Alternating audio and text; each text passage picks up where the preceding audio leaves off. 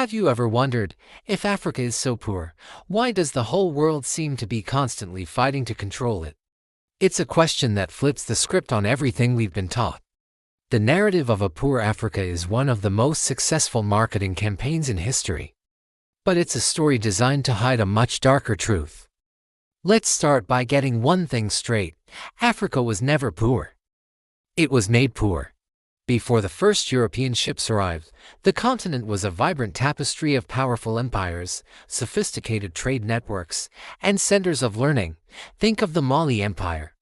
So wealthy its king, Mansa Musa, literally crashed the gold market in Egypt during his pilgrimage, or the Kingdom of Aksum, a major player in global trade, trading with Rome and India.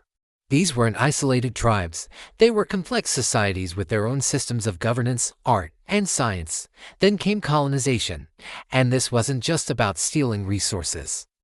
Although the theft was staggering, it was about stealing something far more valuable: time.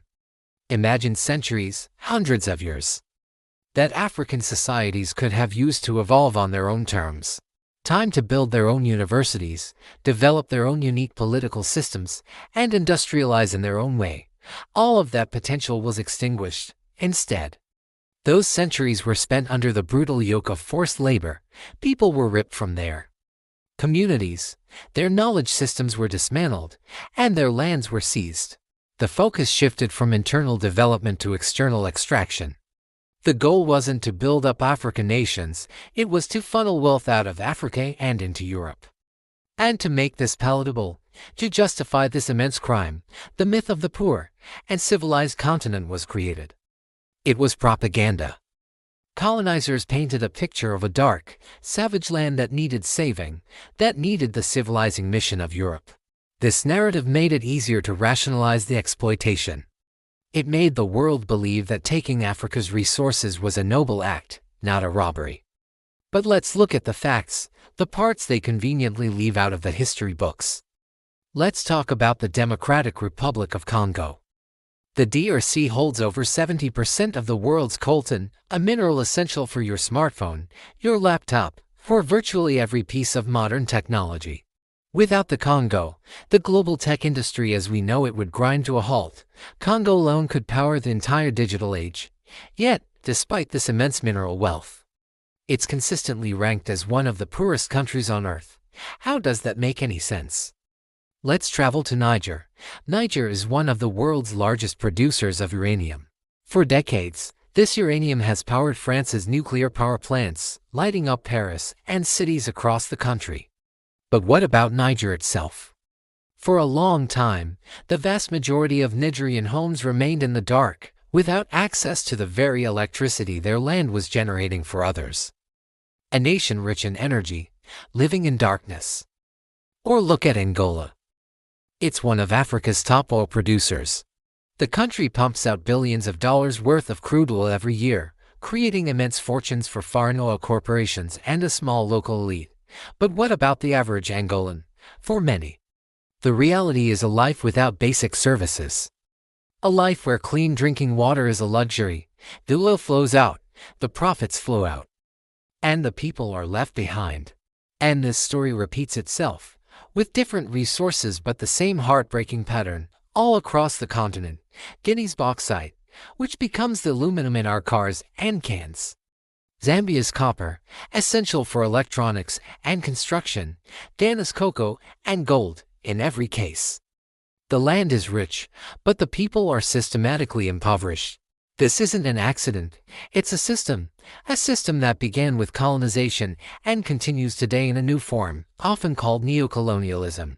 The old colonial masters may have left, but they were replaced by unfair trade deals, crushing debt imposed by international financial institutions, and multinational corporations that hold more power than some governments. These corporations negotiate deals that overwhelmingly favor them, often with the complicity of corrupt leaders. They extract resources with little regard for environmental damage or local communities. They pay minimal taxes, using complex legal loopholes to shuttle profits offshore. So, the wealth of the continent continues to be siphoned away, leaving behind environmental degradation and social instability. When we talk about aid to Africa, we're missing the bigger picture. For every dollar that goes into Africa in the form of aid, several dollars are taken out through these extractive systems. It's like trying to fill a bucket with a massive hole in the bottom. You can pour water in all day, but it will never get full. The narrative needs to change. The question isn't how can we help poor Africa? The question is when will the world stop exploiting a rich Africa? Africa doesn't need charity. It needs justice. It needs fair trade. It needs the cancellation of unpayable debts that were often accrued by illegitimate regimes. It needs sovereignty over its own resources. It needs the space to build its own future, on its own terms, using its immense wealth for its own people. And that change is happening. A new generation of Africans is rising up. They are entrepreneurs, activists, artists, and politicians who are tired of the old story. They are demanding accountability. They are building new businesses, creating new technologies, and rewriting the narrative. They understand the continent's true worth and are fighting to reclaim it. They are challenging the unfair contracts. They are promoting intra-African trade.